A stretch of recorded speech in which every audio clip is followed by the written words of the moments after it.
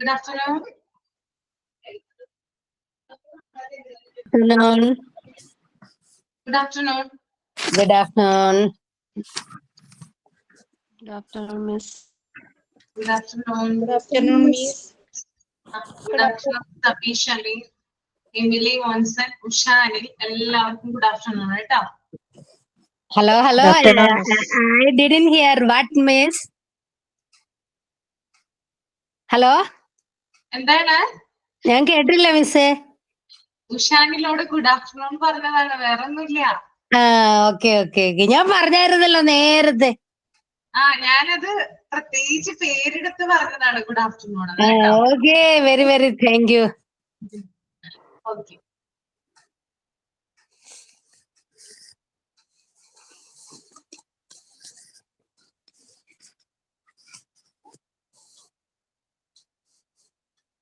Prayer ആയാ ചെയ്യുന്നേ? Prayer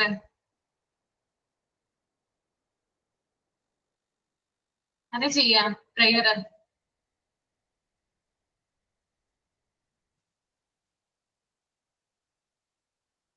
ഞാൻ ചൊല്ലാം മിസ്. ഈശ്വര കൈകൂപ്പി നിൽപ്പു ഞാൻ നിൻ മുന്നിൽ, ഈരനണിഞ്ഞ മിഴികളോടെ കാരുണ്യമെന്നിൽ ചൊരിഞ്ഞുപോയിടും കാരണനായുള്ള തമ്പുരാനേ. ഈശ്വര കൈകൂപ്പി നിൽപ്പു ഞാൻ നിൻ മുന്നിൽ, ഈരനണിഞ്ഞ മിഴികളോടെ കാരുണ്യമെന്നിൽ ചൊരിഞ്ഞുപോയിടും കാരണനായുള്ള തമ്പുരാനേ. നൈസ്, നല്ല രസമുണ്ടായിരുന്നു കേൾക്കാനായിട്ട്. Thank you miss.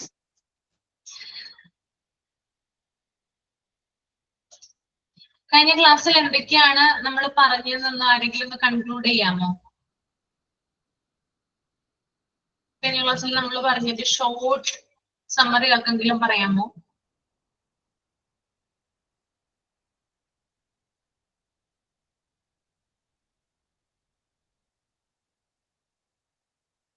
കഴിഞ്ഞ ക്ലാസ്സിൽ നമ്മൾ എന്തൊക്കെയാ പഠിച്ചേ? അതൊന്ന് പറഞ്ഞു ആരെങ്കിലും. എന്തൊക്കെ പഠിച്ചു?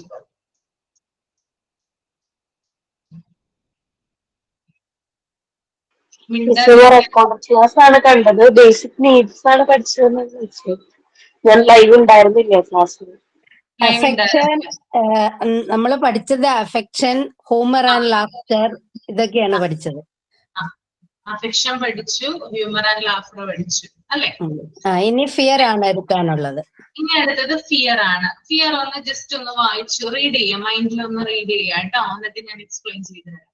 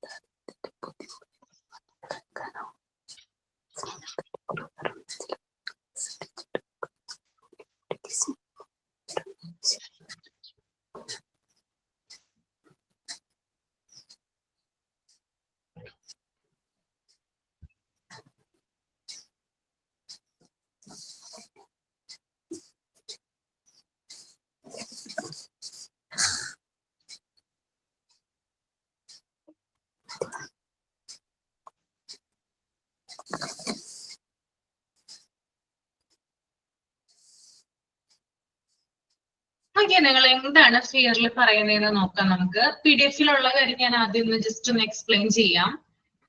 അതായത് ഒരു വ്യക്തിക്ക് ഭയം ഉണ്ടെങ്കിൽ ആ വ്യക്തി എന്ത് ചെയ്യും? ആ ഭയം ഉണ്ടാക്കുന്ന കാര്യങ്ങളിൽ നിന്ന് മാക്സിമം ഒഴിവായി പോകാനാണ് ശ്രമിക്കാറ്. അല്ലെ? നിങ്ങൾക്ക് എന്തെങ്കിലും കാര്യത്തിൽ ഭയം ഉണ്ടെങ്കിൽ നിങ്ങൾ എന്ത് ചെയ്യാറുണ്ട്? മാക്സിമം അത് അവോയ്ഡ് ചെയ്യാറുണ്ടോ? Yes, miss. ചെയ്യാറുണ്ട് Yes, അല്ലെ? miss. ഓക്കെ. അപ്പൊ ഇങ്ങനെ ചെയ്യുമ്പോൾ ഇത് എന്ത് ചെയ്യുന്നു?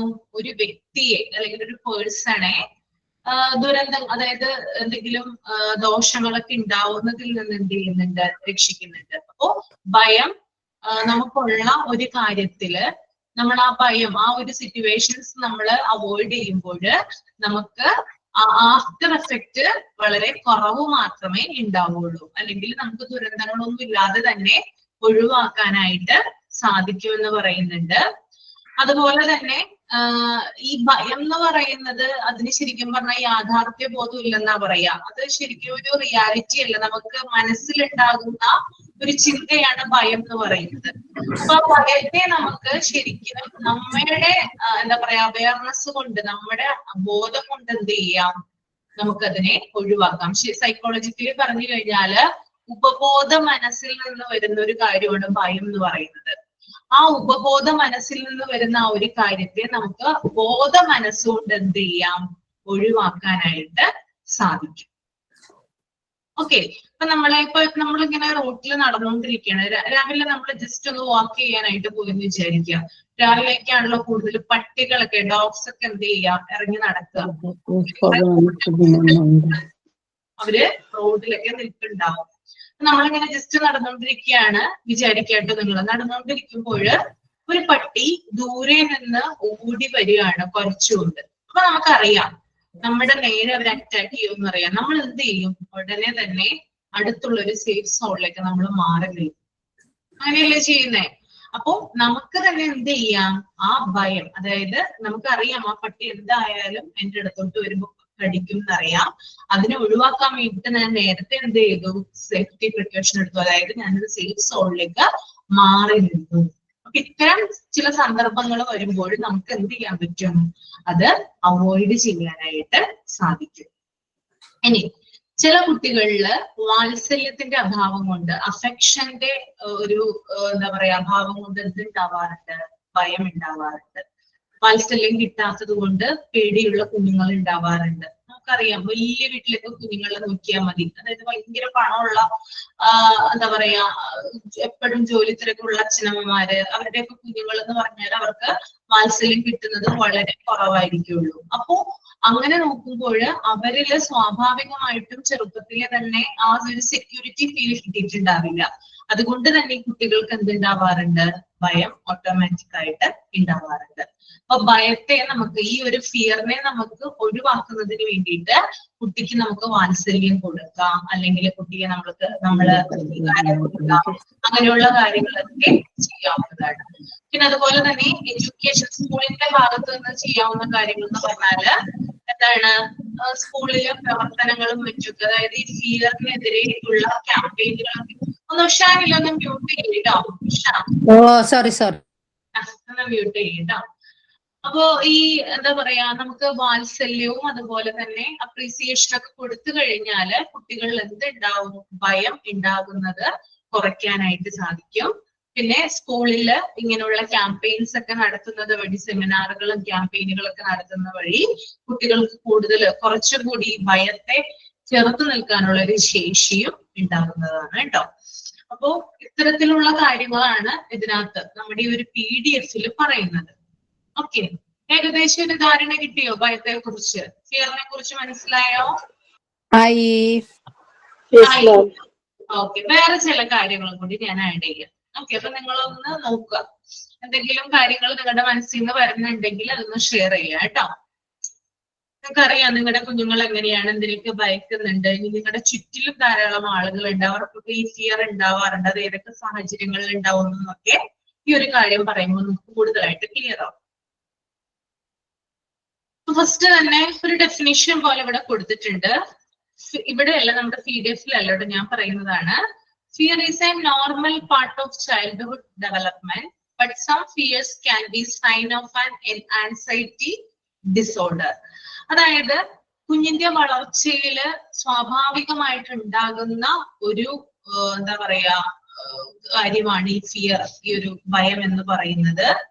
പക്ഷെ ചില ഫിയേഴ്സ് അല്ലെങ്കിൽ ചില ഭയങ്ങള് കുട്ടികളിലെ ആൻസൈറ്റി ഡിസോർഡറിന് കാരണമാകാറുണ്ട്. ചില ഭയങ്ങൾ, അതായത് നമുക്കറിയാം ഇരുട്ടിനെ പേടിയുള്ള കുഞ്ഞുങ്ങളൊക്കെ ഉണ്ട് അല്ലെ, അത് ഒരു ഡിസോർഡറിലേക്ക് നയിക്കാനായിട്ട് കാരണമാകാറുണ്ട്. അപ്പൊ ഈ കുട്ടികൾക്ക് ഭയം ഉണ്ടെന്ന് പറയുമ്പോൾ നമ്മളത് നിസ്സാരമായിട്ട് കാണരുത്. അതിന്റെ ഡെൻസിറ്റി അഥവാ അതിന്റെ തീവ്രത എത്രത്തോളമാണ് ഉള്ളതെന്ന് നമ്മൾ മനസ്സിലാക്കി ഇരിക്കണം. ഞാൻ കുറച്ച് കോമൺ ആയിട്ടുള്ള ഫിയേഴ്സ് ഞാൻ പറയാം. ബേബീസില്, അതായത് കുഞ്ഞുങ്ങളില്, തീരെ കുഞ്ഞുങ്ങൾ ഉണ്ടല്ലോ, കുഞ്ഞുങ്ങളിലുള്ള ചില പേടികളാണ് ഫിയർ സ്ട്രേഞ്ചേഴ്സ്. അപരിചിതരെ കാണുമ്പോൾ അവർക്ക് പേടി ഉണ്ടാവും. അതായത് നമ്മുടെ വീട്ടിലല്ലാതെ പുറത്തു നിന്ന് ഒരാൾ വരികയാണെങ്കിൽ കുട്ടിക്ക് ഫെമിലിയർ അല്ലെങ്കിൽ കുഞ്ഞിന് സ്വാഭാവികമായിട്ടും പേടിയുണ്ടാവും. ചില കുഞ്ഞുങ്ങളൊക്കെ ആളുകൾ, അതായത് സ്ട്രേഞ്ചേഴ്സ് ഒക്കെ അടുത്ത് വരുമ്പോൾ കുറച്ച് മാറി നിൽക്കുന്നതായിട്ട് കാണാനായിട്ട് സാധിക്കും. അമ്മയുടെ ബാക്കിലൊക്കെ പോയി നിൽക്കും, അല്ലെങ്കിൽ അച്ഛന്റെ ബാക്ക് സൈഡിലൊക്കെ പോയി നിൽക്കും. അതായത് ഒളിക്കാനായിട്ട് ശ്രമിക്കുന്നതായിട്ട് കാണാനായിട്ട് പറ്റും. കണ്ടിട്ടുണ്ടോ നിങ്ങൾ അങ്ങനെ സ്ട്രേഞ്ചേഴ്സിനെ കാണുമ്പോൾ?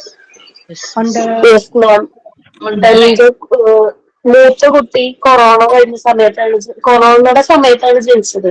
അപ്പം ചെറുപ്പം തൊട്ട് അധികം ആൾക്കാരായിട്ട് മിങ്കിൾ ചെയ്യാൻ ഇവിടെ നമ്മൾ സമ്മതിച്ചിരുന്നില്ല. കാരണം ആ സമയത്ത് അങ്ങനെയാണല്ലോ, ലോക്ക്ഡൌൺ ആണ്, ആരും നമ്മുടെ അടുത്തേക്ക് വരാൻ പാടില്ല. സംഭവം വീട്ടിൽ തന്നെ ഒരു കമ്പനി ഒക്കെ നടക്കുന്നുണ്ട്, പ്രസ്സിന്റെ. അപ്പൊ അവിടെ 10-20 പേര് സ്റ്റാഫ് ജോലിക്ക് വരുന്നുണ്ട്. പക്ഷെ എന്റെ വാച്ച് പുറത്തു പോകും. പക്ഷെ പോയാൽ ഓരോ തവണ വരുമ്പോൾ കുളിച്ചിട്ടേ കുട്ടിയുടെ അടുത്തേക്ക് വരുള്ളൂ. കുഞ്ഞാണല്ലോ, പെട്ടെന്ന് ഇൻഫെക്ഷൻ സ്പ്രെഡ് ആവുന്ന കാരണം അതുപോലെ തന്നെ നമ്മൾ പുറത്തേക്ക് ഇറക്കരുതായിരുന്നു. ഇപ്പൊ അവൾക്ക് 5 വയസ്സായി. ഇപ്പോഴും അവൾക്ക് മറ്റുള്ളവരുടെ അടുത്ത് ഇടപഴകാനായിട്ട് ഭയങ്കര ഒരു പേടി തന്നെയാണ്. അത് നമ്മൾ മാക്സിമം ട്രൈ ചെയ്യുന്നുണ്ട് അത് മാറ്റാൻ വേണ്ടിയിട്ട്. കുറച്ച് ഇമ്പ്രൂവ് ആവുന്നുണ്ട്. പക്ഷെ ആ ഒരു പേടി എന്ന് പറഞ്ഞാല് പണ്ട് മുതലേ ആ മിങ്കിൾ ചെയ്യാത്തത് കൊണ്ട് ഉണ്ടായ ഒരു പ്രശ്നമാണത്. അതിപ്പോഴും ആളുടെ ഇടയിലുണ്ട്. അതുപോലെ ചെറിയ ആളും പ്രൗഡ് ആയിട്ടുള്ള സ്പേസ് കണ്ടു കഴിഞ്ഞാൽ അപ്പൊ കരച്ചിലാണ്, പേടിച്ചിട്ട് ഭയങ്കര കരച്ചിലായിരിക്കും. ആരെങ്കിലും ഉടുക്കുവോ തൊടുവോ എന്നുള്ള രാത്രി ഉറക്കത്തിന് എഴുന്നേറ്റിരുന്ന് കരയും. ഭയങ്കര കരച്ചിലായിരിക്കും. മൂത്ത മോൾക്കും ഉണ്ടായിരുന്നു. രാത്രി ഒരു 2 ദിവസമൊക്കെ ആയ സമയത്ത് പകൽ എന്തെങ്കിലും ഒരു ഇതുണ്ടായി കഴിഞ്ഞു കഴിഞ്ഞാൽ രാത്രി 2 മണിയൊക്കെ ആയി കഴിയുമ്പോൾ എഴുന്നേറ്റിരുന്ന് കരയും ചെയ്യും. എന്നെ അല്ലെങ്കിൽ ആരാണോ അവരുടെ അടുത്ത് കിടക്കുന്നത് ഭയങ്കരമായിട്ട് ഉപദ്രവിക്കും നമ്മളെ. ഭയങ്കരമായിട്ട് ഇങ്ങനെ തല്ലുക. അവൾക്ക് എന്താണ് ചെയ്യുന്നതെന്ന് അവൾക്ക് അതാ ഉള്ളിലൊരു ഭയം കിടക്കുന്നതിന്റെ ആയിരുന്നു. ഇപ്പൊ പക്ഷെ അതിന്നൊക്കെ റിലീഫ് ആയിട്ടുണ്ട്. പക്ഷെ എന്നാലും ആൾക്കാരായിട്ട് മിങ്കിൾ ചെയ്യാൻ പൊതുവെ ആൾക്ക് ഇപ്പോഴും ഒരു മടിയാണ്. കണ്ടോ, ഇങ്ങനെ എക്സ്പീരിയൻസ് ഷെയർ ചെയ്യണം കേട്ടോ. ഞാൻ എന്തെങ്കിലും കാര്യങ്ങൾ പറയുമ്പോൾ നിങ്ങൾക്ക് റിലേറ്റബിൾ ആണോ എന്ന് നിങ്ങളൊന്ന് ചിന്തിച്ചു നോക്കാം. ദെൻ നിങ്ങള് എക്സ്പീരിയൻസ് ഷെയർ ചെയ്യണം കേട്ടോ. അപ്പൊ മനസ്സിലായെന്ന് വിചാരിക്കുന്നു. അതുപോലെ തന്നെ മറ്റൊന്നാണ് ലൗഡ് നോയ്സസ്. വലിയ തരം ഒച്ചകള് കുട്ടികൾക്ക് പേടിയാവും അല്ലെ? പേടി ഉണ്ടാവാറില്ലേ കുട്ടികൾക്ക്? വലിയ രീതിയിലുള്ള ഒച്ചപ്പാടുകള്, ശബ്ദങ്ങൾ, ഉച്ചത്തിലുള്ള ശബ്ദങ്ങള് ഉണ്ടാവാറുണ്ട്. ഭയങ്കരമായിട്ടുള്ള ഒച്ചയൊക്കെ കേൾക്കുമ്പോൾ എന്താ പറയാ, കുട്ടികള് പേടിക്കാറുണ്ട്. അപ്പൊ ഇതാണ് കുഞ്ഞുങ്ങളിലുള്ള, അതായത് ഒന്ന് സ്ട്രേഞ്ചേഴ്സിനെ ഫിയർ ഉണ്ടാവുക, അതുപോലെ തന്നെ ഭയങ്കര ലൗഡ് ആയിട്ടുള്ള നോയ്സസും കുഞ്ഞുങ്ങളെ പേടിക്ക് കാരണമാക്കാറുണ്ട്. അതുപോലെ തന്നെ പിന്നെ രണ്ടാമത്, ഇപ്പൊ ഞാൻ കുഞ്ഞുങ്ങളുടെ കാര്യമാണ് പറഞ്ഞത്, കുഞ്ഞു കുട്ടികളുടെ കാര്യം. ഇനി കുറച്ചും കൂടി വലുതായി കൊച്ചു കുട്ടികളെ നമ്മൾ എടുത്തു കഴിഞ്ഞാല് അവർക്ക് ചില കാര്യങ്ങളിൽ പേടി വരാറുണ്ട്. അതിലൊന്നാണ് fear the dark. Fear the dark കേട്ടോ, അതായത് ഇരുട്ടിനെ പേടിക്കുക. ഇതിന്റെ നോട്ട്സ് നിങ്ങൾക്ക് വേണോ? ഞാൻ പറഞ്ഞു തന്നോ? നോട്ട്സ് ആവശ്യമുണ്ടോ?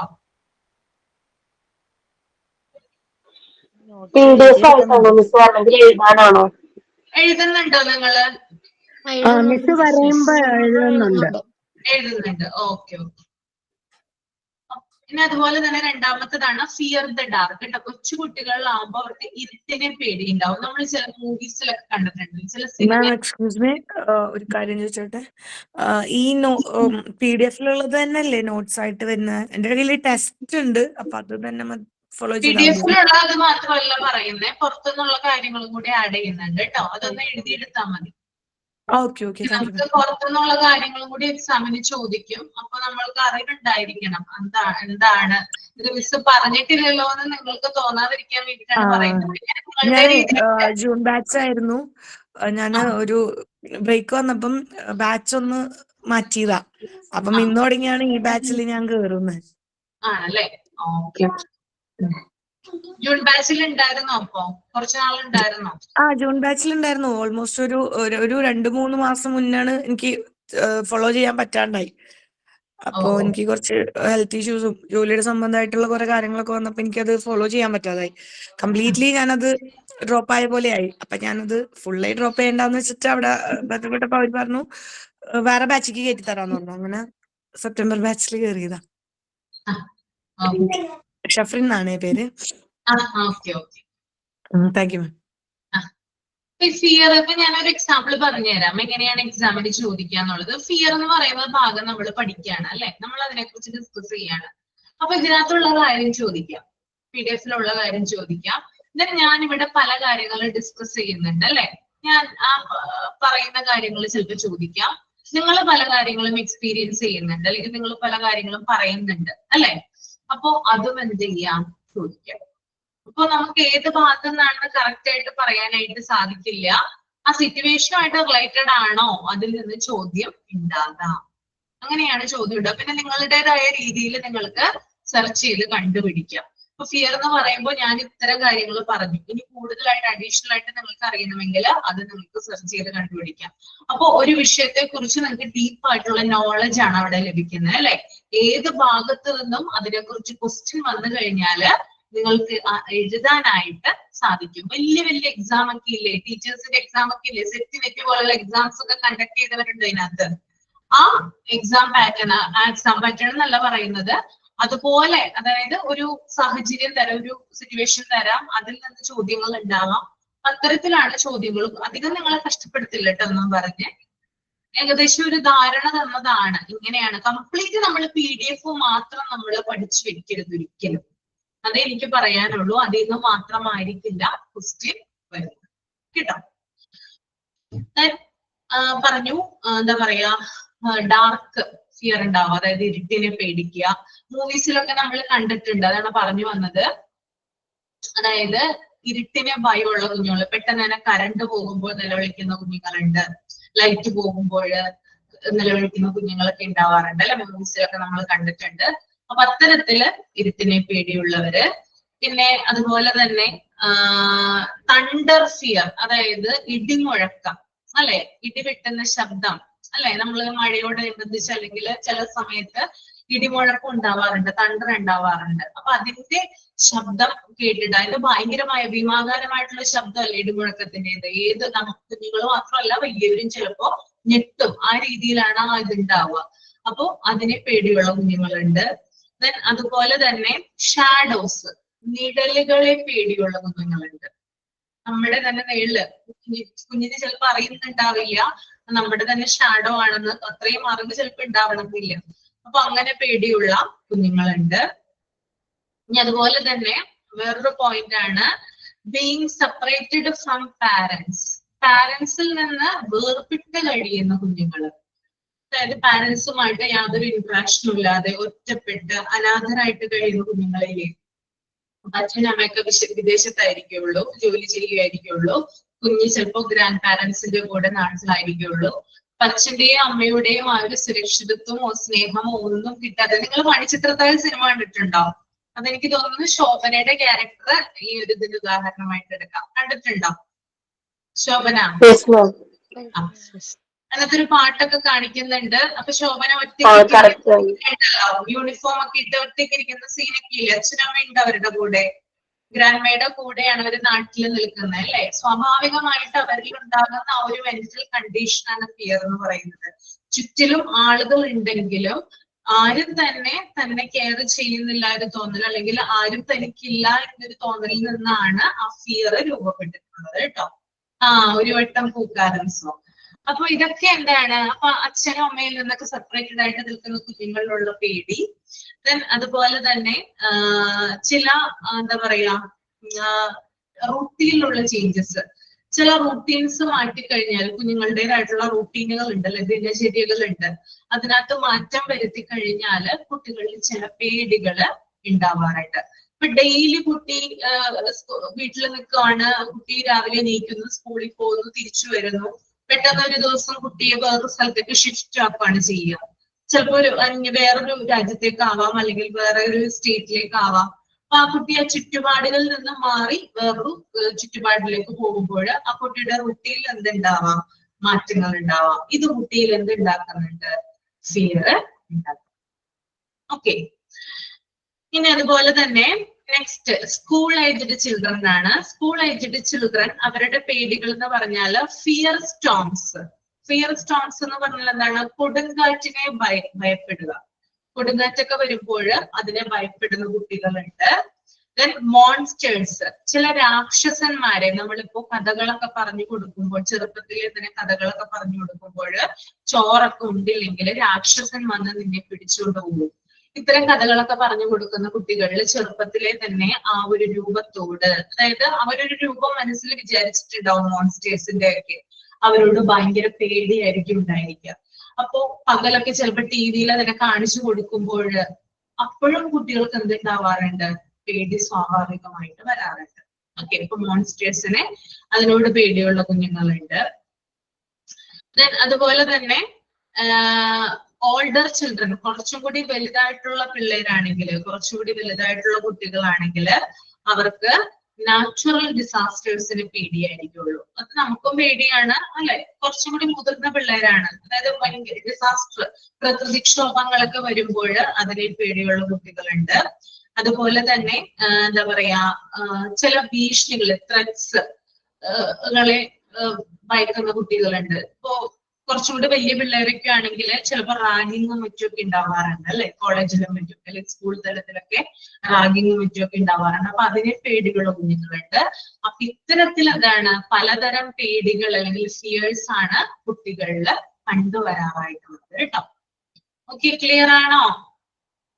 ക്ലിയർ ആണ് മാം. ഞാൻ ഒരു ഡൗട്ട് വെച്ചോട്ടെ. ഇപ്പം മാം കുറെ പേടിയുടെ കാര്യം പറഞ്ഞു. അപ്പം നമ്മൾ ആസ് എ ടീച്ചർ നമ്മൾ കുട്ടികൾക്ക് എന്ത് സപ്പോർട്ടാണ് ഈ തരത്തിലുള്ള പേടികൾ വരുമ്പോൾ കൊടുക്കേണ്ടത്? നമ്മൾ എങ്ങനെ ഇവരെ ഹാൻഡിൽ ചെയ്യണം?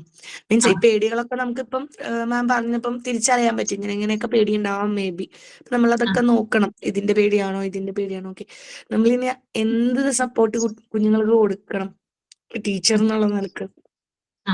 അതെ, അപ്പൊ നമ്മളിപ്പോ പറഞ്ഞത്, ഡിസ്കസ് ചെയ്തത് പലതരത്തിലുള്ള പേടികളെ കുറിച്ചിട്ടാണ്. ഇനി എങ്ങനെ കുട്ടികളെ ഈ പേടികളിൽ നിന്ന് കരകയറാനായിട്ട് നമുക്ക് സഹായിക്കാമെന്ന് നോക്കാം. ഒരു പേടിയും കൂടെ ഞാൻ നോട്ട് ചെയ്തിട്ടുള്ള ഒരു പേടിയും കൂടെ പറയാം, ഷെയർ ചെയ്യാം. പറഞ്ഞോളൂ. തോൽക്കുമോ എന്നുള്ള ഭയം, അതൊരു വലിയ പേടിയായിട്ട് ഞാൻ നോട്ട് ചെയ്തിട്ടുള്ളതാ. തോറ്റു പോകുമോ എന്നുള്ളൊരു പേടി, തോറ്റു പോകുമോ എന്നുള്ള പേടി പൊതുവെ കുട്ടികൾ കാണുന്ന, ഈവൻ നമ്മളിൽ വരെ കാണുന്ന ഒരു പേടിയാണത്. അതുകൊണ്ട് തന്നെ ചെയ്യാണ്ടിരിക്കുമല്ലോ കുഞ്ഞുങ്ങള്, തോറ്റു പോകുമോ എന്നുള്ള ഒരു പേടിയുണ്ടല്ലോ, അത് ഒരു പേടിയാണ്. ഭയമാണ്. കുട്ടികൾ ഏറ്റവും കൂടുതൽ സൂസൈഡ് അറ്റംപ്റ്റ് ഒക്കെ കണ്ടുവരാറുള്ളത് ഈ ഒരു ഭയം കൊണ്ടാണ് കേട്ടോ, അല്ലെ? നിങ്ങൾ കേൾക്കാറില്ലേ? അതായത് 10th റിസൾട്ട് അല്ലെങ്കിൽ +2 റിസൾട്ട്, 10th റിസൾട്ടിലാണ് നമുക്ക് കൂടുതൽ ഇങ്ങനെയുള്ള റിസൾട്ട് ഒക്കെ വരുമ്പോൾ അതിന് പിറ്റേ ദിവസം പത്രത്തിൽ ധാരാളം വാർത്തകൾ ഉണ്ടാകാം.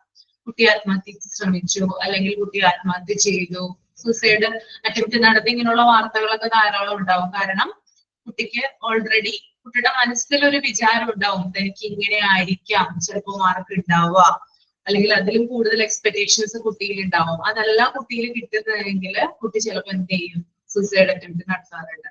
അതുപോലെ തന്നെ പരീക്ഷയുടെ തലേന്ന്, റിസൾട്ടിന്റെ തലേന്ന് ചില സൂസൈഡ് അറ്റംപ്റ്റ് നടത്തുന്ന കുട്ടികളുണ്ട്.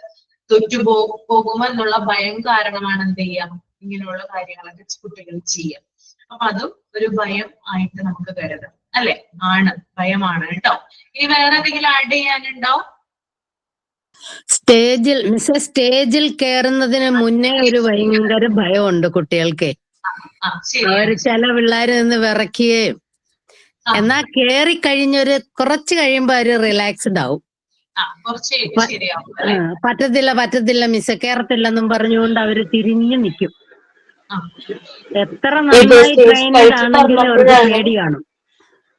എന്താ എന്റെ സ്റ്റേജ് ഫ്രൈറ്റിന്റെ കാര്യം പറഞ്ഞപ്പോഴാണ് എന്റെ മോളുടെ സ്കൂള്, ഞാൻ പറഞ്ഞ മോള് UKG-ലാണ് അവള് പഠിക്കുന്നത്. അവളുടെ സ്കൂളില് വീക്ക്ലി ഓരോ ക്ലാസ്സുകാരാണ്, വീക്ക്ലി മൺഡേ ആൻഡ് ഫ്രൈഡേ ആണ് അസംബ്ലി ഉണ്ടാവുക.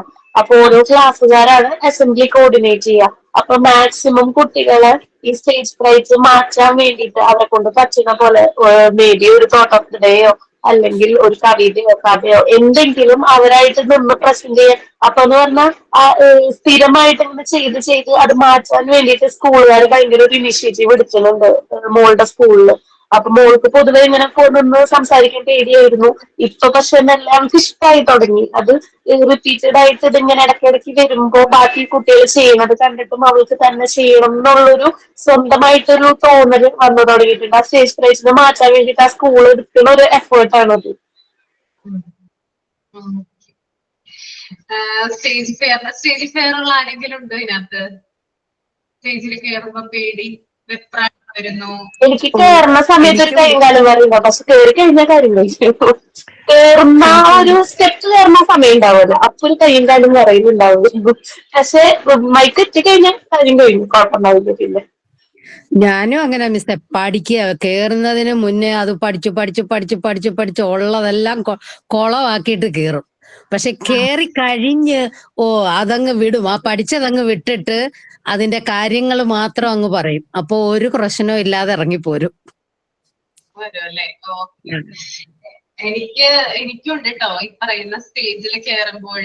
അത് പഠിപ്പിക്കുന്ന സമയത്തൊന്നും കുഴപ്പമൊന്നുമില്ല, ആളുകളെ കുറെ ഹാളിലൊക്കെ ഇത് പഠിപ്പിക്കുന്നതാണ്, അതൊന്നും പ്രശ്നമൊന്നുമില്ല. പക്ഷെ സ്റ്റേജിൽ കയറുമ്പോ അല്ലെങ്കിൽ എന്താ പറയാ ഒരു പൊതുവേദിയിലൊക്കെ നിൽക്കുമ്പോൾ അപരിചിതമായിട്ടുള്ള ആളുകള് കൂട്ടം കൂടി നിൽക്കുന്ന ഒരു സ്ഥലത്ത് നമ്മളോട് എന്തെങ്കിലും പ്രസന്റ് ചെയ്യാൻ പറഞ്ഞു കഴിഞ്ഞാല് എന്റെ നെഞ്ച് പടപടാന്ന് കിടന്ന് പിടിക്കും. അത് തന്നെ പോയിക്കൊണ്ടിരിക്കും സത്യമായിട്ടതെ. MT1 പിള്ളേര് വന്നിട്ടുണ്ടായിരുന്നു, പ്രാക്ടിക്കൽ ലൈഫ്, അതായത് പ്രാക്ടിക്കൽസ് ചെയ്യാനായിട്ട് കഴിഞ്ഞ ദിവസം വന്നിട്ടുണ്ടായിരുന്നു. അപ്പൊ എന്നോട് ഒരു പാട്ട് പാടാൻ പറഞ്ഞു. അപ്പൊ ഞാൻ പറഞ്ഞു എനിക്ക് പാട്ട് പാടാനൊന്നും അറിയില്ല, ഞാൻ അങ്ങനെ പാട്ട് പാടാറില്ല കേട്ടോ എന്ന് പറഞ്ഞപ്പോ അവര് സമ്മതിക്കുന്നില്ല, ഒരു പാട്ടെങ്കിലും മിസ് പാടെന്ന് പറഞ്ഞു. ഈ പാട്ട് ഞാൻ പാടി, എനിക്ക് നെഞ്ചു കിടന്ന് പിടിക്കുക ചെയ്യുന്നേ. നെഞ്ചു കിടന്ന് പിടിച്ചിട്ട് പാട്ടിന്റെ പകുതി ലൈനൊന്നും കിട്ടിയില്ല. പിന്നെ ഞാൻ പറഞ്ഞു മതി കേട്ടോ, ഇനി എന്നെ കൊണ്ട് പറ്റില്ല എന്ന് പറഞ്ഞ് അവിടെ നിർത്തി. അപ്പോ ഇങ്ങനെയാണ്, അതായത് നമ്മളില് എന്താ പറയാ ഇത്തരത്തിലുള്ള ഭയങ്ങൾ കൂടുതലായിട്ട് ഉണ്ടാവുമ്പോൾ നമുക്ക് ചില എന്താ പറയാ ആൻസൈറ്റി കാര്യങ്ങളൊക്കെ കൂടുതലായിട്ട് വരും. നെഞ്ചു പിടിക്കുക, അതുപോലെ വിറക്കുക, ബോഡി നമ്മുടെ ബോഡി തണുക്കുന്നതായിട്ട് തണുത്തു പോകും. അപ്പൊ ഇത്തരത്തിലുള്ള കാര്യങ്ങളൊക്കെ സംഭവിക്കാറുണ്ട്. ഓക്കെ, അപ്പൊ ദെൻ നെക്സ്റ്റ് നമുക്ക് പറയാം എന്താണ്, ഭീഷണികളുടെ കാര്യം പറഞ്ഞ ഇനി നമുക്ക് എങ്ങനെ ഇവരെ സഹായിക്കാം. അതായത് ഈ പേടിയുള്ള കുഞ്ഞുങ്ങളെ അവര് അതിൽ നിന്ന് ഓവർകം ചെയ്ത് വരുന്നതിന് വേണ്ടിയിട്ട് നമ്മളെ കൊണ്ടാവുന്ന രീതിയിൽ നമ്മൾക്ക് എങ്ങനെ കാര്യങ്ങൾ പറഞ്ഞു കൊടുക്കാമെന്ന് നോക്കാം. അതായത് ഒരു കുട്ടി പേടിച്ചിട്ട് നിങ്ങളുടെ അടുത്ത് വന്നിരിക്കുകയാണ്, അവർക്ക് എന്തൊക്കെയോ കാര്യങ്ങൾ നിങ്ങളോട് പറയാനുണ്ട്, പക്ഷെ ഫിയർ കൊണ്ട് അല്ലെങ്കിൽ ഭയം കൊണ്ട് അവനൊന്നും മിണ്ടുന്നില്ല. അപ്പൊ കുട്ടിയുടെ കൈ പിടിക്കുക. കുട്ടിയുടെ കൈ തണുത്തായിരിക്കും ഇരിക്കുക കേട്ടോ, നല്ല തണവായിരിക്കും, മൊത്തം തണുത്തായിരിക്കും കൈയൊക്കെ ഇരിക്കുന്നത്, തണുത്ത് വറങ്ങലിച്ചായിരിക്കും ഇരിക്കുക. അപ്പൊ നമ്മൾ എന്ത് ചെയ്യുക, ആ കൈയില് നമ്മുടെ കൈ ഒന്ന് വെക്കുക, പ്രസ് ചെയ്യുക. അപ്പൊ സ്വാഭാവികമായിട്ട് കുട്ടിക്ക് എന്ത് കിട്ടും? ചൂട് കിട്ടും അല്ലെ? അതാണ് ആദ്യത്തെ സ്റ്റെപ്പ്. ആദ്യം തന്നെ എന്ത് ചെയ്യാം, അവന്റെ പേടി മാറ്റാനായിട്ട് ചൂട് പകരാം. ഞാൻ അവനോട് നിങ്ങൾക്ക് പറയാം, നിന്റെ പ്രശ്നം എന്തായാലും അത് ഗൗരവമുള്ളതാണെന്ന് ഞാൻ മനസ്സിലാക്കുന്നു. എന്ത് തന്നെ നിനക്ക് പ്രശ്നങ്ങൾ ഉണ്ടായാലും അത് പരിഹരിക്കാനായിട്ട് ഞാൻ ബാധ്യസ്ഥനാണ്. പ്രശ്നം തുറന്നു പറയാനായിട്ട് കുട്ടികൾക്ക് പറയാം. എന്തുകൊണ്ടാണ് നീ പേടിച്ചിരിക്കുന്നത്? ചിലപ്പോൾ കുട്ടികൾ പറയില്ല, പേടിച്ചിരിക്കുന്ന കുട്ടികളാണെങ്കിൽ പ്രത്യേകിച്ചും അവർക്ക് പറയാനുള്ള കാര്യങ്ങൾ പറയണമെന്നില്ല. അപ്പൊ നമ്മൾ ഇക്കാര്യം ആദ്യം തന്നെ അവന്റെ കൈ ഒന്ന് നമ്മൾ പിടിച്ചാൽ മതി. പിടിച്ചു കഴിയുമ്പോൾ തന്നെ എന്ത് ചെയ്യാം, നമുക്ക് ഈ കാര്യങ്ങൾ പറയാം. ഇതിന്റെ കാര്യം ഞാൻ സീരിയസ് ആയിട്ട് കാണുന്നു, ഈ പറയുന്ന കാര്യത്തിന് ആൻസർ നൽകാനായിട്ട് എനിക്ക് റെസ്പോൺസിബിലിറ്റി ഉണ്ട്, കാര്യങ്ങൾ തുറന്ന് പറയാനായിട്ട് കുട്ടികൾക്ക് പറയാം. അതാണ് ആദ്യത്തെ പോംവഴി എന്ന് പറയുന്നത്. അതുപോലെ തന്നെ അവരെ പ്രോത്സാഹിപ്പിക്കുക, രണ്ടാമത്തെ ഒരു പോയിന്റ് ആണ് കേട്ടോ. അതായത് അവരുടെ ഉള്ളിലുള്ള ഭയത്തെ എന്ത് തന്നെ ആയാലും അത് നേരിടാനായിട്ട് അനുവദിക്കുക. എന്ത് തന്നെ ഭയം ഉണ്ടായിക്കോട്ടെ അതിനെ ഒന്ന് എന്താ പറയാ പ്രതിസന്ധി ഒന്ന് ഓവർകം ചെയ്യുന്നതിന് വേണ്ടിയിട്ട് അവരുടെ മനസ്സിനെ എന്ത് ചെയ്യുക, ശക്തിപ്പെടുത്തുക എന്നുള്ളത്, അതിനുള്ള പ്രോത്സാഹനം കൊടുക്കുക എന്നുള്ളത് ഒരു ടീച്ചറുടെ ഡ്യൂട്ടി ആയിട്ടാണ് വരുന്നത്. ഫോർ എക്സാമ്പിൾ, കുട്ടികൾക്ക് നായ്ക്കളെ പേടിയാണ് അല്ലെ, ഡോഗ്സിനെ പേടിയല്ലേ? എല്ലാ കുട്ടികൾക്കും മാത്രമല്ല നമുക്കൊക്കെ തന്നെ പേടിയാണ് അല്ലെ. അപ്പോ അതിനെ കാണുമ്പോൾ കുട്ടികൾ പേടിക്കുന്നുണ്ടെങ്കിൽ ആ നായയെ കെട്ടിയിട്ടിട്ടുള്ള ഒരു ഫോട്ടോ, അതായത് ഇപ്പൊ വീട്ടിലൊക്കെ ആണെങ്കിൽ അത് ചങ്ങലയിലാണല്ലോ അല്ലെങ്കിൽ കൂട്ടിലാണല്ലോ കിടക്കുക. അപ്പോ ആ ഒരു ഫോട്ടോ കുട്ടിയെ കാണിക്കുക എന്നുള്ളതാണ്. അപ്പൊ കുട്ടിക്ക് എന്ത് മനസ്സിലാവും അതിന്ന്? എന്താ മനസ്സിലാവുക അതിന്ന്? കെട്ടിയിട്ട നായയുടെ ഫോട്ടോ കാണുമ്പോൾ എന്ത് മനസ്സിലാവും? നായയെ പേടിയുള്ളൊരു കൊച്ചാണെങ്കിൽ കേട്ടിട്ടുണ്ട്, അതാരണം കടിക്കാൻ വരില്ല. ആ, കെട്ടിയിട്ടൊക്കെയാണ് അതെന്നെ ഒന്നും ചെയ്യില്ല എന്നൊരു തോന്നല് കുട്ടിക്ക് ഉണ്ടാവും. ഓക്കെ, അപ്പൊ ആ തരത്തിലുള്ള കാര്യങ്ങൾ നമുക്ക് ചെയ്യാവുന്നതാണ്. അപ്പൊ പേടിയുള്ള കാര്യം, ഒരു വസ്തു, ഒരു ഒബ്ജക്റ്റിനെ അല്ലെങ്കിൽ എന്തെങ്കിലും ഒരു കാര്യത്തെ ഒരു കുട്ടി ഭയക്കുന്നുണ്ടെങ്കിൽ അതിനെ നമുക്ക് എങ്ങനെ അതിൽ നിന്ന് ആ കുട്ടിയെ രക്ഷപ്പെടുത്താം എന്നുള്ളൊരു ചിന്ത നമുക്ക് വേണം. അതിനു വേണ്ടിയിട്ട് നമുക്ക് ചില തന്ത്രങ്ങളാണ് നമ്മൾ എന്ത് ചെയ്യേണ്ടത്, ഉപയോഗിക്കേണ്ടത്. ഓക്കെ, അതുപോലെ തന്നെ മൂന്നാമത്തെ ഒരു കാര്യമാണ് ചില റുട്ടീനുകൾ എന്ത് ചെയ്യാം, ഉണ്ടാക്കിയെടുക്കുക കുട്ടിക്ക് വേണ്ടിയിട്ട്. പേടിയുള്ള കുട്ടികളാണെങ്കിൽ അവർക്ക് വേണ്ടി പ്രത്യേകം ചില റുട്ടീൻ ദിനചര്യകള് ഉണ്ടാക്കിയെടുക്കാനായിട്ട് ശ്രമിക്കുക. ഓക്കെ, അടുത്തത് ക്ഷമയോടെ ഇരിക്കുക എന്നുള്ളതാണ്. ഓക്കെ, അതായത് നിന്റെ ഈ പേടി കുറച്ചു നാളായിട്ട് നിന്റെ കൂടെ ഉണ്ട്, കുറച്ചു കഴിയുമ്പോൾ ഇത് ഓട്ടോമാറ്റിക് ആയിട്ട് ഈ പേടിയൊക്കെ നിന്നിൽ നിന്ന് പോയിക്കോളും എന്നുള്ളൊരു തോന്നല് അവരിൽ ഉണ്ടാക്കി കൊടുക്കണം. ഓക്കെ, അപ്പോ ആ കുട്ടിയുടെ ഒരു എന്താ പറയാ ക്ഷമ മെയിൻറ്റെയിൻ ചെയ്യാനായിട്ട് കുട്ടികളെ പറഞ്ഞു നിർത്തണം എന്നാണ് ഇവിടെ ഉദ്ദേശിക്കുന്നത്. അടുത്തൊരു പോയിന്റ് ആണ്, കുട്ടികൾക്ക് ഭയം ഉണ്ടാവുകയാണെങ്കിൽ അത് അവരുടെ ഡെയിലി റൂട്ടീനെ ബാധിക്കുകയാണെങ്കിൽ ഇതുമൂലം അവർക്ക് ചില ഫിസിക്കൽ സിംറ്റംസ്, അതായത് നെഗറ്റീവ് ആയിട്ടുള്ള സിംറ്റംസ് ഉണ്ടാവുകയാണെങ്കിൽ ഉടനെ തന്നെ ഡോക്ടറുടെ സഹായം തേടേണ്ടതാണ്. ഇപ്പൊ നിങ്ങൾ പഠിപ്പിക്കാൻ പോകുന്ന സ്കൂളിൽ, ഭാവിയിൽ നിങ്ങൾ പഠിപ്പിക്കാൻ പോകുമല്ലോ, നിങ്ങൾ പഠിപ്പിക്കാനൊക്കെ പോകുന്നുണ്ടാവും. എന്നാലും കൂടുതൽ സ്ഥിരമായിട്ട് നിങ്ങൾ പഠിപ്പിക്കാനൊക്കെ പോകുന്ന ഒരു സമയമുണ്ടല്ലോ, ആ സമയത്ത് നിങ്ങൾ ഭയമുള്ള ഒരു കുട്ടി അല്ലെങ്കിൽ ഫിയർ ഉള്ള ഒരു കുട്ടിയുമായിട്ട് ഇന്ററാക്ട് ചെയ്യുമ്പോൾ നിങ്ങൾക്ക് തോന്നുകയാണ് ഈ കുട്ടി ഡെയിലി ഇങ്ങനെയാണ്, ഇതിനൊരു മാറ്റവും വരുന്നില്ല, ഇതിന് കുറെ അധികം എന്താ പറയുക ഫിസിക്കൽ ആയിട്ടുള്ള സിംറ്റംസും കാര്യങ്ങളൊക്കെ ഉണ്ട് ഭയം ഉള്ളത് മൂലം. അപ്പൊ ഉടനെ തന്നെ അത് മാനേജ്മെന്റിനെ അറിയിക്കുക, അല്ലെങ്കിൽ പാരന്റ്സിനെയൊക്കെ അറിയിച്ചിട്ട് ഉടനെ തന്നെ ഡോക്ടറെ കാണാനുള്ള കാര്യം കൂടി ഒരുക്കി കൊടുക്കുക എന്നുള്ളതും വളരെ ഇമ്പോർട്ടന്റ് ആയിട്ടുള്ള കാര്യമാണ്.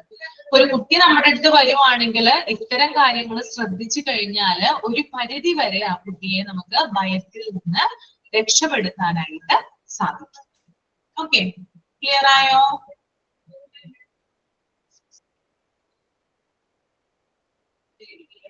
ഓക്കെ ആണോ?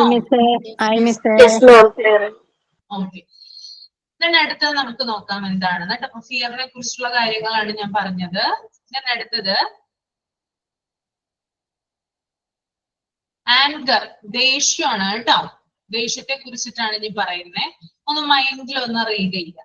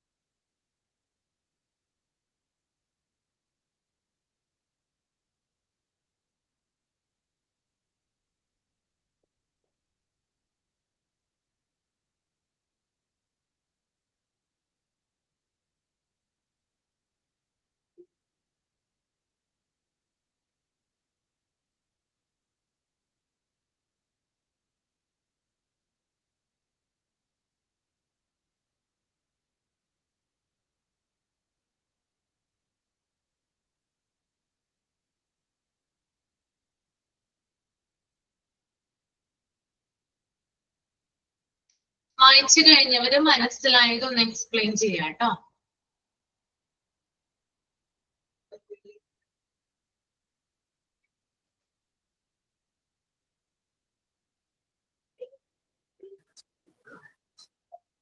ചെയ്യട്ടെ മിസ്സേ? ചെയ്തോളൂ. അയ്യോ, many things in daily life make a person angry. A child may feel angry if child may feel angry if they feel their wish is rejected. Again, or അവന് കൊടുക്കുന്ന ടാസ്ക് ടു ഹാർഡ് ആണെങ്കിൽ, tiring job or boring lessons, favoritism with a set of habits, പിന്നെ പേരൻസിന്റെ ഭാഗത്തു നിന്നുള്ള ഇടപെടലുകൾ, ടീച്ചേഴ്സിന്റെ ഭാഗത്തു നിന്നുള്ള ഇടപെടലുകൾ, ഡിസ്റെസ്പെക്ട്, അസുഖങ്ങള്, ടയേർഡ്നെസ് ഓർ ഹംഗ്രി, ഇതെല്ലാം കുട്ടിക്ക് ഭയങ്കര ദേഷ്യം ഉണ്ടാക്കും. And again, teachers should plan lessons according to children's interest. കുട്ടികളുടെ ഇൻട്രസ്റ്റ് അനുസരിച്ച്, അവരുടെ എബിലിറ്റി അനുസരിച്ചും വേണം അവരുടെ ലെസൺ ഒക്കെ പ്ലാൻ ചെയ്യാൻ. അതുമൂലം അവരുടെ ഫ്രസ്ട്രേഷൻ നമുക്ക് അവോയ്ഡ് ചെയ്യാൻ പറ്റും.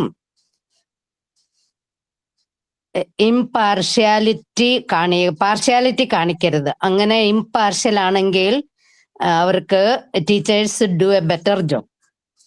പേരൻസും ടീച്ചേഴ്സും കുട്ടികളെ നല്ല വാല്യൂ ഉള്ള കാര്യങ്ങൾ പഠിപ്പിക്കണം. ത്രൂ ടോക്ക് ആൻഡ് റീഡിങ്, സംസാരത്തിലും പഠനത്തിലും വായനയിലും കൂടെയൊക്കെ അവരെ മോട്ടിവേറ്റ് ചെയ്യണം. ഒരു കുട്ടി അവന് സ്നേഹം കിട്ടുകയാണെങ്കിൽ love and support grows into a good person. Okay miss? Okay, thank you. നിങ്ങളുടെ കുട്ടികൾക്ക് ദേഷ്യം വരാറുണ്ടോ? എന്റെ മോൾക്ക് വരാറുണ്ട്. ഉണ്ട്. അതേ ഉള്ളു മിസ്സേ. അതേ ഉള്ളൂ. എന്തൊക്കെയാണ് എന്തൊക്കെ കാര്യത്തിലാണ് ദേഷ്യപ്പെടുന്നത്? എപ്പോഴും ദേഷ്യപ്പെടാറുണ്ടോ? ഒന്ന് ഷെയർ ചെയ്യാവോ?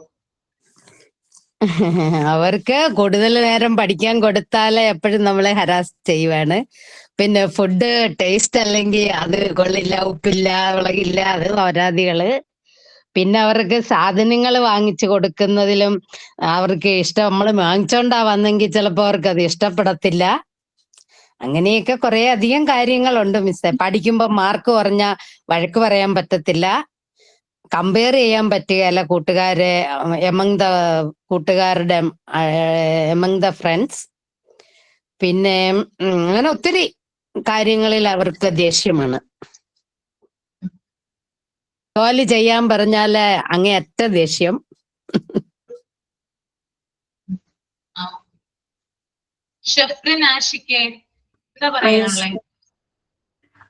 മോന് ഇപ്പൊ എന്റെ മോനാണെങ്കിലും ഞാൻ കുറെ നാളായിട്ട് ഇങ്ങനെ ശ്രദ്ധിച്ചുകൊണ്ടിരിക്കുക. അവനൊരു അകാരണമായ ദേഷ്യമാണ്, എല്ലാത്തിനോടും ഒരു ദേഷ്യം പോലെയാണ്. ഞാൻ കുറെ നാളായിട്ട് ഇങ്ങനെ എന്തുകൊണ്ടായിരിക്കാം കുഞ്ഞിനെ അങ്ങനെ ഇങ്ങനെ നോക്കിക്കൊണ്ടിരിക്കും. എനിക്ക് തോന്നുന്നു മേ ബി മോള് ജനിച്ചതിന് ശേഷമാണെന്ന് തോന്നുന്നു അവൻ അങ്ങനെ ഒരു, അതുവരെ അവനെയാണല്ലോ പാമ്പർ ചെയ്തിരുന്നത്. ഞങ്ങള് വളരെ ശ്രദ്ധിച്ചിട്ടാണ് ചെയ്തിരുന്നത്. മോള് ജനിച്ചപ്പോഴും അവനക്ക് ആ ഒരു ഇത് വിടരുതെന്ന് ഞങ്ങൾക്ക് നിർബന്ധം ഉണ്ടായിരുന്നു. പക്ഷെ എനിക്ക് തോന്നുന്നു അവന് ഒട്ടും തന്നെ അവന്റെ സ്നേഹം ഷെയർ ചെയ്ത് പോയത് ഇഷ്ടപ്പെട്ടിട്ടില്ലായിരിക്കാം മേ ബി.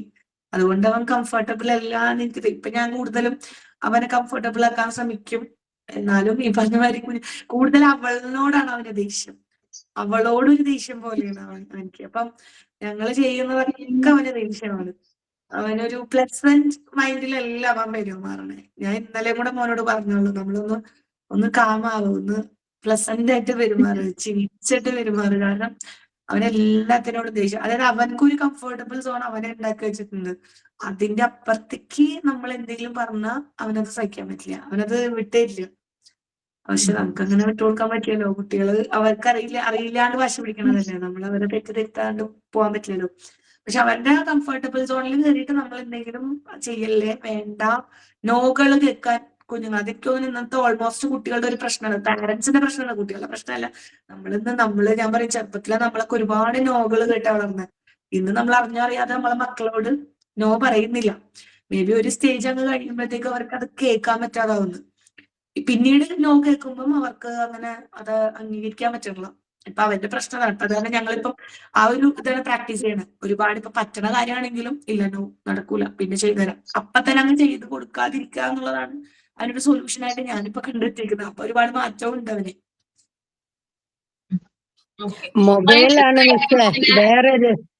മൊബൈലാണ് വേറൊരു കാര്യം. വയ്യോളം മൊബൈലെ. Hello miss. ഒരു സെക്കൻഡ് കേട്ടോ. മോന് എത്രയാ വയസ്സ് ഷഫ്രീൻ? അവന് 9 വയസ്സായി. 9 വയസ്സ് അല്ലേ? മോൾക്കോ? അവൾക്ക് 6 years. Okay okay okay. ഉഷാനില്ലേ, പറഞ്ഞോ. പിന്നെയല്ലേ മൊബൈലാണ് രണ്ടാമത്തെ പ്രശ്നം. മൊബൈലിലെ വയ്യോളം കുത്തണം, നിന്റെ കണ്ണു പോകുമെന്ന് പറഞ്ഞാൽ അപ്പൊ അവള് കുറെ അധികം ഉദാഹരണങ്ങളാ. പിന്നെ കുറെ അധികം ഫ്രണ്ട്സ്. അവന് 18 വയസ്സ് കഴിഞ്ഞു. വളരെ അധികം ഫ്രണ്ട്സ്, മിനിറ്റിന് ഫോൺ വിളിയും. ഭയങ്കരമായിട്ട് നമ്മളൊന്നും വളർന്നതല്ല, ഇതൊന്നും കാണാൻ പോലും നമുക്ക് പറ്റത്തില്ല. അതാണ് കാര്യം. പഠിക്കണ്ട, കാണാതെ പഠിച്ചിട്ടൊന്നും കാര്യമില്ല എന്നൊക്കെ പറയുന്നത്. ആ ജോലിയൊക്കെ ഞാൻ മേടിച്ചോളാം, അങ്ങനെയാണല്ലോ പറയുന്നേ.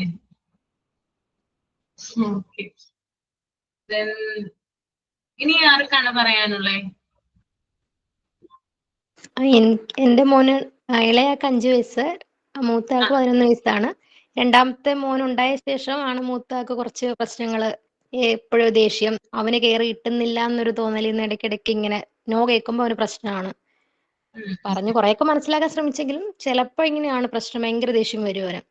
പറയുന്നത് മറ്റവനോട് അവനോട് സ്നേഹമില്ല, അനിയനോട് സ്നേഹമുള്ളൂ എന്നാണ് അവൻ പറയുന്നത്. നോ കേൾക്കുന്നത് ഒട്ടും ഇഷ്ടമല്ല ഒന്നിന്. അല്ലെങ്കിൽ പ്രശ്നമില്ല, അവന് ഇഷ്ടത്തിനാണെങ്കിൽ എല്ലാം ഓക്കെ. എന്തെങ്കിലും ഒരു TV കാണുന്നതിനോ ഫോൺ യൂസ് ചെയ്യുന്നതിനോ നമ്മളൊരു ലിമിറ്റ് വെച്ച് കഴിഞ്ഞാൽ അവന് ഇഷ്ടപ്പെടില്ല. അങ്ങനെ ഒരു ദേഷ്യം വരും.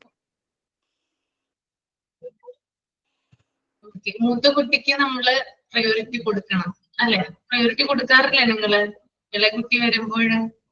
ശരിക്കും ഞാൻ പറയും, എന്റെ മോനെ നോക്കിയിട്ട് അത്രയും ഞാൻ എന്റെ മോളെ നോക്കിയിട്ടില്ല. സത്യം പറഞ്ഞു കഴിഞ്ഞാൽ അവനക്ക് തന്നെയാണ് പ്രയോറിറ്റി കൊടുത്തിട്ടുള്ളത്. ഇപ്പൊ നമുക്കും എനിക്കും ഉണ്ടായിട്ടുണ്ട് ആ ഒരു ഫീല്. പക്ഷെ ഞാൻ പറഞ്ഞില്ലേ, ഇപ്പൊ ഞാനടക്കമുള്ള പാരന്റ്സിന്റെ ഒരു പ്രശ്നമായിരിക്കാം, നമ്മൾ ആദ്യമേ നോ പറഞ്ഞ് ശീലിപ്പിച്ചില്ല. അതുകൊണ്ടായിരിക്കാം എന്റെ ഭാഗത്ത് എന്റെ ഭാഗത്ത് തന്നെ തെറ്റ് പറയുള്ളൂ. ഞാൻ ആദ്യമേ അത് ശ്രദ്ധിച്ചില്ല. നമ്മള് കുട്ടികളെല്ലാം കിട്ടിക്കോട്ടെ. പക്ഷെ അതൊരു വലിയൊരു തെറ്റാണ്. നമ്മളെ പാരന്റ്സ് നമ്മളെ വളർത്തിയ രീതി തന്നെയായിരുന്നു ശരി. ഇപ്പൊ ഞാൻ അതാണ് ഫോളോ ചെയ്യണത്. ഇല്ലാത്തടത്ത് ഇല്ല, നമ്മൾക്ക് എന്താണ് ഇല്ലാത്തത് നമ്മളെ കയ്യിലില്ലെങ്കിൽ ഇല്ലാന്ന് കുട്ടികളോട് പറഞ്ഞ് അവര് വിഷമിക്കൂലോ എന്ന് ഓർത്തിട്ട് ഞാൻ ഒന്നും ഇപ്പൊ പറയാതിരിക്കാറില്ല. ഞാൻ എല്ലാം പറയുമ്പോ ഇല്ല, പറ്റില്ല, പൈസ ഇല്ല, എന്ത് കാര്യമായാലും കുട്ടികളോടും പറയും. പറ്റില്ല. ഇപ്പൊ എനിക്ക് തോന്നുന്നു കുറെ ചേഞ്ച് ഉണ്ട്. കുറെ കാര്യങ്ങൾ ഒന്നും ഞാൻ പറഞ്ഞ് വാശി പിടിക്കണ ഒന്നും ഞാൻ അന്ന് വാങ്ങിച്ചു കൊടുക്കൂല. ചിലപ്പോ ആ മാസമേ വാങ്ങിച്ചു കൊടുക്കൂല. ഇപ്പൊ കുട്ടികൾക്ക് അറിയാം, വാശി പിടിച്ചു കഴിഞ്ഞാൽ ഒട്ടും കിട്ടൂല. മിണ്ടാണ്ടിരുന്ന ചിലപ്പോ പിറ്റേ ദിവസമെങ്കിലും കിട്ടുമായിരിക്കും. അതുകൊണ്ട് പിന്നെ അതിലൊക്കെ കുറെ ചേഞ്ച് വന്നിട്ടുണ്ട്. അപ്പൊ ചെറുപ്രായത്തിലാണെങ്കിൽ നമുക്ക് പിന്നെ പെട്ടെന്ന് ചേഞ്ച് ആക്കി എടുക്കാൻ തോന്നുന്നു. ഒന്നും വൈകി കഴിഞ്ഞാൽ പിന്നെ നമുക്ക് ഒട്ടും ചേഞ്ച് ആക്കാൻ പറ്റില്ല. കുട്ടികൾ ടീനേജിലേക്കല്ലേ പോയിക്കൊണ്ടിരിക്കണം.